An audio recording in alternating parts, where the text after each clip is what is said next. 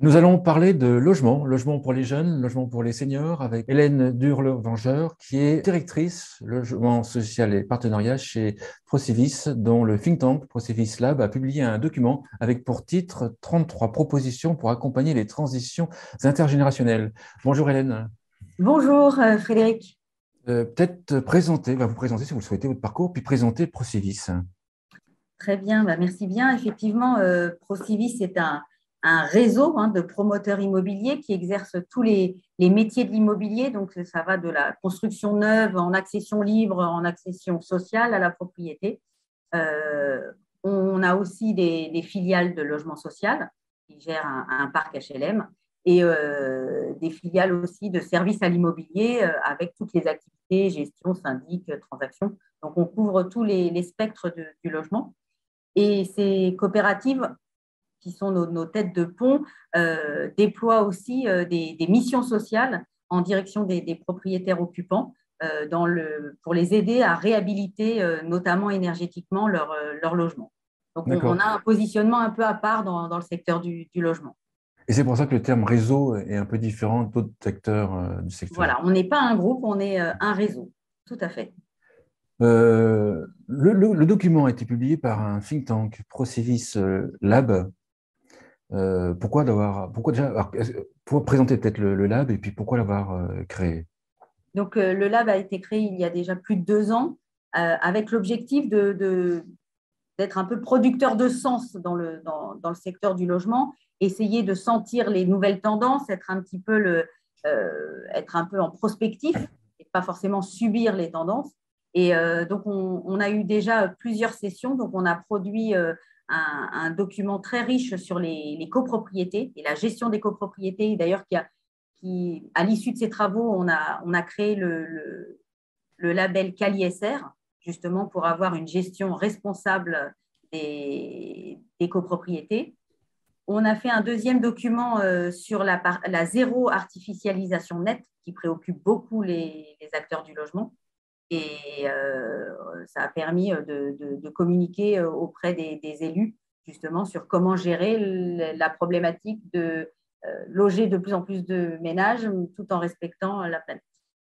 Et donc, ce troisième volet a souhaité traiter du logement des jeunes et des seniors, un peu les deux extrémités de la chaîne, parce qu'on considérait que c'était peut-être insuffisamment traité, notamment au niveau du volume, puisque la démographie fait que les seniors vieillissent de plus en plus longtemps, oui, de plus en plus longtemps, et les jeunes font de plus en plus d'études. Donc, le volume de logement, le besoin est de plus en plus important. Le point commun dans le document, c'est la dépendance. D'un côté, la dépendance plutôt financière et de l'autre côté, la dépendance plutôt physique. C'est un petit peu ça le pourquoi C'est des deux ça, générations. exactement. Finalement, deux publics fragilisés par cette dépendance, soit financière, soit effectivement physique. À la base, pourquoi avoir pris cette thématique? Ben, c'est un peu ce que je vous disais, c'est finalement, il y a un Un vrai besoin besoin. Il y a un dans besoin, les. c'est ça. C'est-à-dire qu'il y a un besoin aujourd'hui, mais la démographie fait qu'il va y avoir des besoins D'accord. de manière plus importante et qu'il va bien falloir trouver des solutions rapides, en fait, rapides et en volume. Donc, il y a eu dans le document, je rappelle le titre, 33 propositions pour accompagner les transitions démographiques. Vous pouvez trouver le lien sous cette vidéo pour télécharger le document. Il y a eu 4 thématiques. Je vous laisse les présenter peut-être. Oui, effectivement, donc 4 thématiques. Donc les échanges ont été vraiment très riches. Il faut savoir que le Procivis Lab est composé à la fois d'experts de notre réseau, des directeurs des groupes immobiliers, et aussi de professionnels de tous horizons. On a essayé justement d'avoir une vision très, très large et œcuménique de ce sujet-là. Donc, on a fait intervenir des startups, on a fait intervenir des architectes, des professionnels du numérique, des professionnels aussi de la maîtrise d'usage, justement, puisqu'on parle d'intergénérationnel. Donc, il faut faire vivre ces collectifs. Et ces échanges ont permis de faire émerger 4 thématiques qui nous semblaient importantes pour faire justement avancer cette C'est problématique du sujet. logement des jeunes et des seniors. Donc, Première thématique, le logement plus adapté à chaque étape de la vie. Et oui, effectivement. Donc, Alors, les, oui, les thématiques ont été choisies comment? C'est qu'en fait, vous avez on ne les a pré-choisi les pas choisies. thématiques, Elles ont elles ont émergé émergé. du Elles ont collectif. émergé. Ah, c'est Elles ont intéressant. émergé du collectif. Je pense D'accord. qu'au début, on était très focalisé sur l'adaptation des logements, D'accord. mettre des bars, qu'est-ce qu'on pouvait faire pour accueillir, par exemple, les seniors.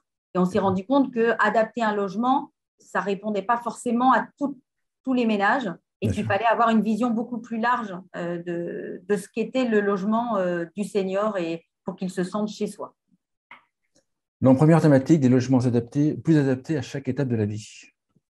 Donc, effectivement, ce que je vous disais, donc nous cohabitons beaucoup plus vite, nous vieillissons de plus en plus longtemps, oui, nous vieillissons beaucoup plus longtemps. Donc, les besoins de logement pour les jeunes, notamment, sont exponentiels. Il faut trouver des solutions en masse et rapides. Donc, on a travaillé sur le mode constructif, hein, trouver à construire vite et rapidement, donc tout en respectant les contraintes justement de la zéro artificialisation nette. Donc, on a travaillé sur les logements modulaires, mais aussi sur la partie d'exploiter les logements existants. Hein, donc, quand ils sont trop grands, qu'est-ce qu'on en fait? Comment on les exploite, peut-être avec la colocation? Comment on exploite ces logements vacants?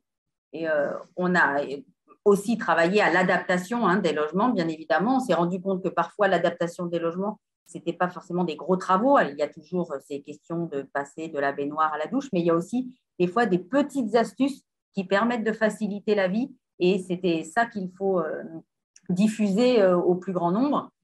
Et bien évidemment, le numérique, hein, puisqu'on se rend compte que ça peut aider les seniors dans leur vie, en sachant que quand il y a des détecteurs de chute, le fait de pouvoir communiquer avec sa famille grâce aux outils numériques.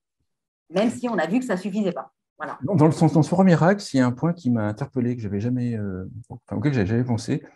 Créer du logement à prix maîtrisé pour les aidants. Oui, Euh, pourquoi en fait? parce que Pourquoi, quand comment? on a c'était un peu ce qui. Donc, ce que je vous disais, on a d'abord travaillé sur le logement, savoir comment construire plus, mais on s'est rendu compte aussi que le senior, il a besoin d'un logement adapté, mais il a aussi autant besoin de services.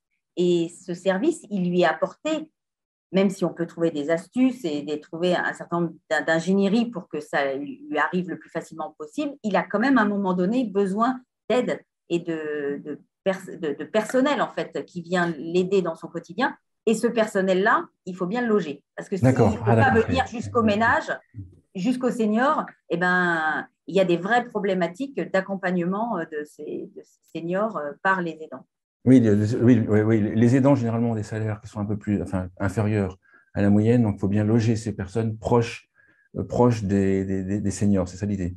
Exactement. Et en plus, les seniors, il y a D'accord. quand même tout un développement de résidences-services, où je ne dis pas qu'on concentre, mais on fait quand même des opérations des fois importantes. Il faut autant d'aidants Ah pour oui, d'accord, ces seniors. Donc d'accord. finalement, les collectivités sont très demandeuses d'avoir des opérations à destination des seniors. Et finalement, dans les opérations, on doit intégrer une partie pour les aidants parce que s'ils ne peuvent pas se loger, en plus, s'il s'avère que c'est sur des collectivités où le prix immobilier est cher, l'aidant, s'il doit faire trop de route, il ne vient pas. Il n'est Ah pas oui, assez oui, disponible. oui, logique, logique, logique. Deuxième axe, développer tous les modes de cohabitation intergénérationnelle. Ça aussi, là, le côté intergénérationnel est né des discussions. Alors, il est né des discussions. Et il est né aussi peut-être de la composition du lab, hein, puisqu'on avait des personnalités qui travaillaient sur l'habitat participatif, sur des startups qui avaient pour rôle de mettre en relation un senior et un jeune. Et même si je pense que ça ne convient pas à tout le monde, il y a aujourd'hui un besoin de ces opérations intergénérationnelles. Pour les jeunes, de donner du sens et pour les seniors, d'avoir du lien social et parfois de répondre à une problématique financière. Par exemple, il y a dans les thèmes, enfin dans les axes, il y a favoriser le logement intergénérationnel, le logement social. Vous le voyez comment, ce point? Et ben, le logement social répond des problématiques importantes et précieuses pour l'État, pour la France, mais il est très contraint. Il y a beaucoup de réglementations, il y a beaucoup de règles, et on ne fait pas n'importe quoi dans le logement social. Donc, un senior qui est dans le logement social, il n'accueille pas facilement juste parce que ce n'est pas son logement, et donc il ne peut pas faire n'importe quoi et accueillir les jeunes dans son logement. Alors que justement, c'est une population qui va peut-être moins aller en résidence service derrière, donc il faut pouvoir l'aider à bien vieillir dans le parc. D'accord. D'où l'idée de faciliter les colocations, enfin les cohabitations, Voilà. colocations d'ailleurs, Les colocations, tout à fait. Colocations dans ce cas-là. Et en se préservant des dérives qu'il peut y avoir avec, par exemple, le logement de tourisme. Hein. Ah oui, bien sûr. Et que certains n'en fassent pas commerce. C'est toute la difficulté, en fait. Troisième axe, un marché immobilier plus agile. Donc là, il y a monétiser le patrimoine, favoriser l'accès au crédit pour faciliter la mobilité, lever les freins psychologiques à la mobilité des seniors. Ça, c'est vrai. Oui, oui. On peut un petit peu… les freins psychologiques de la mobilité des seniors, c'est en fait, l'idée, c'est lorsqu'on commence à vieillir, on a peut-être un peu plus, on est plus craintif à l'idée de devoir déménager. C'est ça l'idée. Globalement, il y a même des très, très gros freins. La plupart du temps, les seniors sont là depuis très longtemps dans des fois des très grandes maisons. C'est dans cette maison qu'ils ont bâti leur famille et qu'ils ont élevé leurs enfants. Et pour eux, c'est un déchirement que de partir. Donc, ils repoussent au plus loin le fait de partir. Et c'est souvent là que il y a un peu l'étape de trop. Et c'est là que qu'il y a les chutes et que les gens se blessent et que finalement, après, on est dans le curatif qui est cher pour la collectivité et en plus qui met le senior en grande difficulté et souffrance parce qu'après, il subit. Hein. Monétiser le patrimoine, ça c'est le viager, par exemple. Oui, alors il y a beaucoup de réticence aux viagers, j'ai envie de dire, même moi à titre personnel. Là, on a travaillé sur un viager mutualisé qui enlève la relation un peu morbide de la relation entre celui qui achète et celui qui bénéficie du viager. Et donc, c'est quand même une des manières, puisque le senior, la plupart du temps, il a un patrimoine qui est plus important, hein, puisqu'il l'a acquis pendant toute sa carrière et toute sa vie, mais il est concentré la plupart du temps dans son logement. Et donc, il ne peut pas financer à la fois les adaptations ou sa dépendance ou des aidants à domicile. Et donc, il faut bien utiliser ce pouvoir d'achat tout en respectant effectivement le fait que peut-être il veuille rester dans ce logement. Quatrième axe, dernier axe, une ville plus inclusive. Alors, l'idée générale, j'ai bien compris, c'est si un logement est adapté, mais que la ville n'est pas adaptée autour ou les alentours ne sont pas adaptés, la personne âgée a une difficulté à se mouvoir et sortir de chez elle. Exactement. Donc là, ça a été révélateur pendant le Covid, hein, où les seniors ne pouvaient finalement plus trop sortir en s'arrêtant au café, par exemple, qui était fermé, pour faire une pause. Donc, il faut développer tout le mobilier urbain à destination des seniors. Et puis, finalement, quand on crée des opérations un peu importantes à destination des seniors, ou même des jeunes, il faut que la ville soit adaptée. C'est peut-être pas nécessaire de faire trop de parking quand on est à destination des seniors ou des jeunes, alors qu'il y a un développement de transport en commun. Donc, essayer peut-être d'avoir une vision plus souple. Toujours, c'est important d'avoir ces règles des PLU, etc. Mais important peut-être de les faire évoluer et de les adapter, surtout maintenant que la population des seniors va grandir. Et donc, on arrive à l'idée de repenser la ville, favoriser les petits logements avec moins de places de parking. Effectivement, la phrase-là est évidente pour moi, mais je n'avais jamais pensé comme ça.